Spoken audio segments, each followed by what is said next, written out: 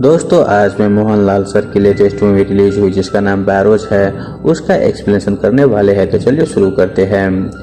Movie की शुरुआत में हम 4 साल पहले के गोवा को देखते हैं जहां पर कि हम बेरोज नाम के एक भूत को देखते हैं जो खजाने को रक्षा कर रहा था।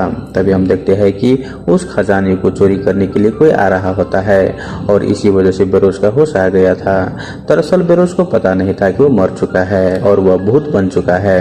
तभी वहां पर एक अफ्रीकन क्रिएचर आता है और वो बेरोज को बताता है कि वो अफ्रीका का पुराना ज्योतिषी है और उसे बेरोज मुड्डू कह के बुला सकता है।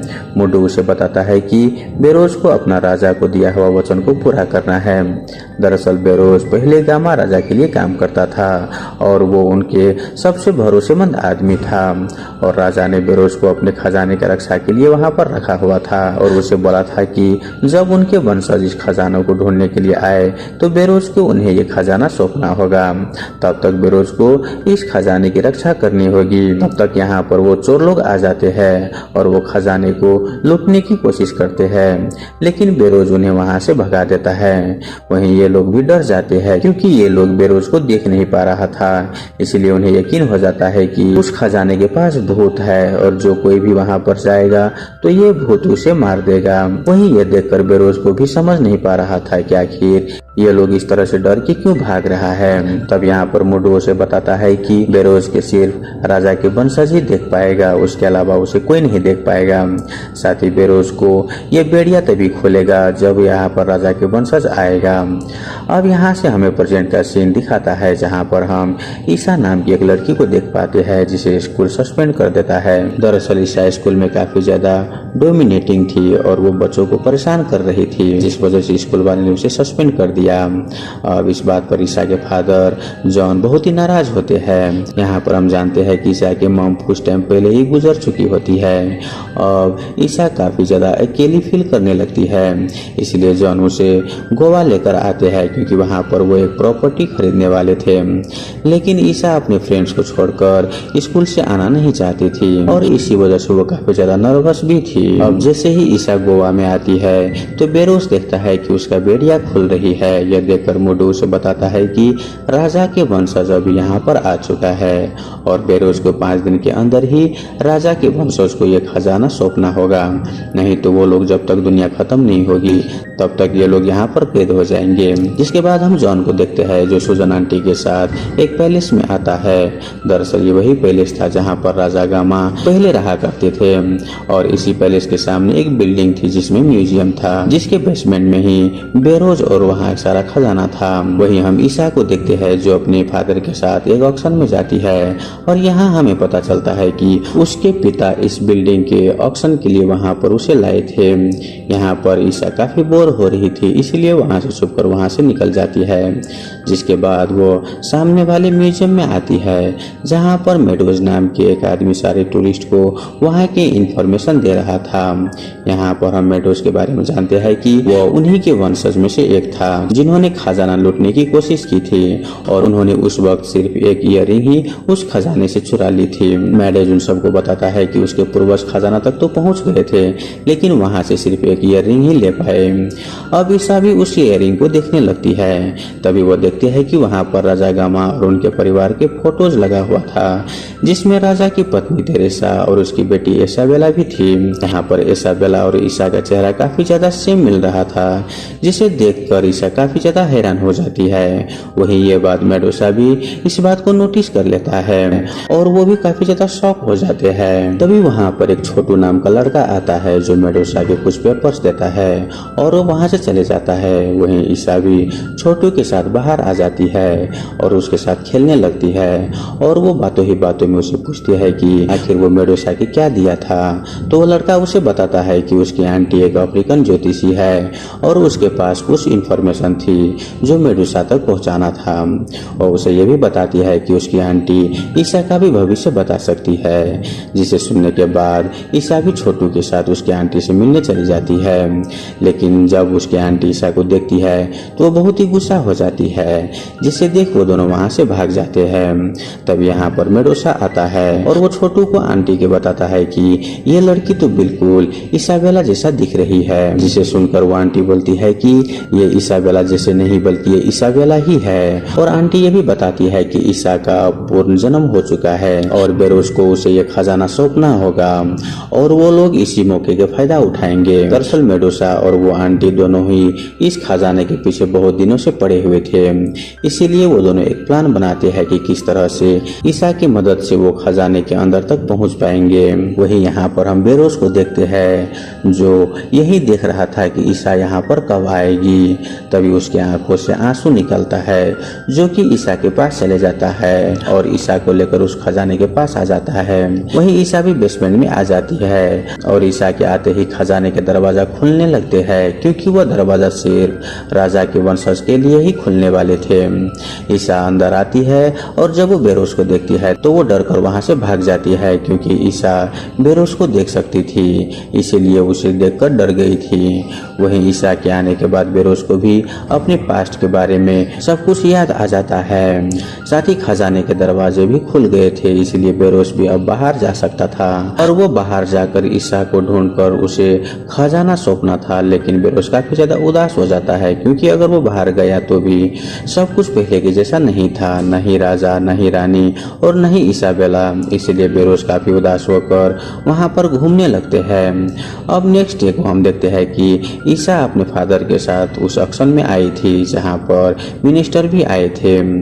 बेरोज जाकर गलती से मिनिस्टर का चेयर खींच देता है, जिस वजह से मिनिस्टर नीचे गिर जाता है। वही ईसा बेरोज को ये सब करता देख लेती है और सबको बताने लगते हैं कि ये सब बेरोज ने किया है और वो बेरोज के पीछे पीछे जाने लगती है। वही सब लोग ईसा के पीछा कर रहे थे। यहाँ पर ईसा सबको बता रही थी कि बेरोज यहाँ पर है, लेकिन किसी को भी बेरोज दिख नहीं रहा था, जिस वजह से कोई भी ईसा के बातों पर भरोसा करने के लिए तैयार नहीं था। अब यहाँ पर ईसा काफी ज्यादा गुस्सा हो जाती है और वो एक जगह पर आकर बैठ जाती है, क्योंकि उसके पिता ने भी उसे डांट दिया था। तभी वहाँ पर वो देखती है कि पानी में बेरोज खड़ा हुआ था। वो ईसा को बोलता है कि अगर वो मेरे पास आएगा तो उसे सब कुछ वो बता देगा। यह सुनने के बाद ईसा भी आगे बढ़ने लगती है और उसे ध्यान भी नहीं रहता कि वो पानी में चल रही थी। वो बेरोज के पास जाकर बोलती है कि वो आखिर ऐसा सब क्यों कर रहा है, वो बस उसे ही क्यों दिखाई देता है और बाकी को क्यों नहीं दिखाई देता।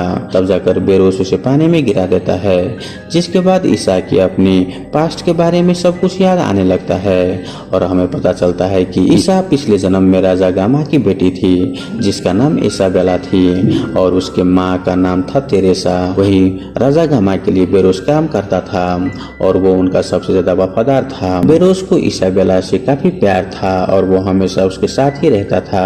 साथ ही इसाबेला भी उसे बहुत ही प्यार करती थी। उसके लिए बेरोज उसके पिता जैसा था। लेकिन एक दिन उसके राज्य पर किसी ने हमला कर दिया, जिस वजह से इसाबेला के फादर इंजर्ड हो गए। जिसके बाद कहानी प्रेजेंट में आ जाती है, जहाँ पर ईसा को पता चल गया था कि वो राजा गामा के वंशज है। अब बेरोज उसे बोलता है कि जल्दी से खजाना तुम अपने पास ले लो, नहीं तो बेरोज हमेशा के लिए वहाँ पर कैद हो जाएगा। जिस पर ईसा बोलती है कि मैं अभी नहीं ले सकता, मैं इसके लिए तैयार नहीं हूँ। वहीं बेरोज भी उसकी सिचुएशन समझ जाता है, जिसके बाद वो ईसा को बोलता है कि वो पहले की तरह गाया क्यों नहीं करते। जिसे सुनकर ईसा वहाँ पर गीत गाने लगती है और यह देखकर उसके पिता बहुत ही ज्यादा खुश हो जाते हैं। लेकिन ईसा अपने फादर से ठीक से बातें नहीं करती, जिस पर बेरोज उसे समझाते हुए बोलता है कि उसे अपने फादर से ठीक से बिहेव करना चाहिए। जिसे सुनने के बाद ईसा भी अपने फादर के साथ अच्छे से बिहेव करने लगती है और वो अपने पिता से रिक्वेस्ट करने लगती है कि वो इस म्यूजियम को खरीद ले, लेकिन उसे तोड़कर बाहर नहीं बल्कि उसे ऐसे ही रहने दे, क्योंकि यहीं पर उसके माँ और उसके सारे फैमिली रहा करते थे। इसलिए वो चाहती है कि उसके पिता उसे ये जरूर खरीद ले और उसे ऐसा ही रहने दे जैसा कि अभी है। वहीं दूसरी तरफ हम छोटू को आंटी को देखते हैं, जो कुछ ब्लैक मैजिक कर रही थी। वो अपने ब्लैक मैजिक से एक बुरी आत्मा को बनाता है और वो एक ऐसा सोल बनाता है जो दिखने में बिल्कुल राजा गामा के जैसे ही थी। दरअसल मेडोसा और उस आंटी ने मिलकर एक प्लान बनाया था कि वह राजा गामा के जैसे दिखने वाली एक आत्मा को ईसा की मदद से उस बेसमेंट में भेज देंगे। जिसके बाद हम देखते हैं कि वो लोग ईसा को हिप्नोटाइज करते हैं, जिस वजह से ईसा उस बेसमेंट में जाने जगाने लगती है। और जैसे ही ईसा वहां पर आ रही थी तो बेसमेंट के दरवाजा खुलने लगते हैं, क्योंकि ईसा के आने से ही वो डोर खुलने वाला था और ईसा के साथ ही वो आत्मा भी अंदर आ जाता है। वही हम बेरोज को देखते हैं, जिसे मुडू बताता है कि उनके ऊपर बहुत बड़ा प्रॉब्लम आने वाला है। यह सुनने के बाद बेरोज अंदर जाता है और एक रूम में जाकर कुछ गार्ड्स को जगाने लगता है कि तभी आंटी बेरोज को एक रूम में लॉक कर देता है अपनी ब्लैक मैजिक से। वही यहाँ पर ईसा के साथ वो बुरी आत्मा अंदर आ चुकी थी और वो ईसा पर हमला करने लगता है। तभी वहाँ पर बेरोज जैसे तैसे करके ईसा के पास आ जाता है और वो उस आत्मा से मुकाबला करने लगता है। वहीं बेरोज काफी कंफ्यूज हो जाता है, क्योंकि उसे लग रहा था कि यह राजा गामा के आत्मा है, लेकिन कुछ देर के बाद उसे मालूम चल जाता है कि यह कोई बुरी आत्मा है जो ईसा को खत्म करने के लिए आई थी। और इस पर बेरोज उस आत्मा से लड़ने लगता है और इसी दौरान वो बहुत ही इंजर्ड हो जाता है। वहीं वो दुष्ट आत्मा बेरोज के ऊपर बहुत ही ज्यादा भारी पड़ रहा था। तब ईसा को याद आता है कि बेरोज ने एक बार उसे कहा था कि वहाँ पर उसे एक विभूति है जिसे दुष्ट आत्मा खत्म हो जाएगा।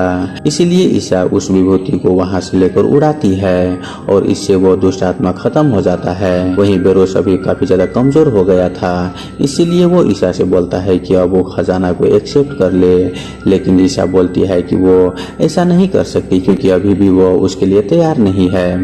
जिसके बाद ईसा को अपनी पास्ट के बारे में और याद आ जाता है और हमें पता चलता है कि जब उनके राज्य पर हमला हुआ था तब उसके पिता राजा गामा को बहुत ही चोट लग गई थी और उसे यह भी मालूम चलता है कि उनके ऊपर और बड़े हमला होने वाला है। इसीलिए उनके जो वेलविशर्स थे उन्होंने राजा गामा से बोला कि उन्हें अपने खजाना को सुरक्षित रखना चाहिए ताकि आगे जाकर उनके वंशज को ये खजाना काम आ सके।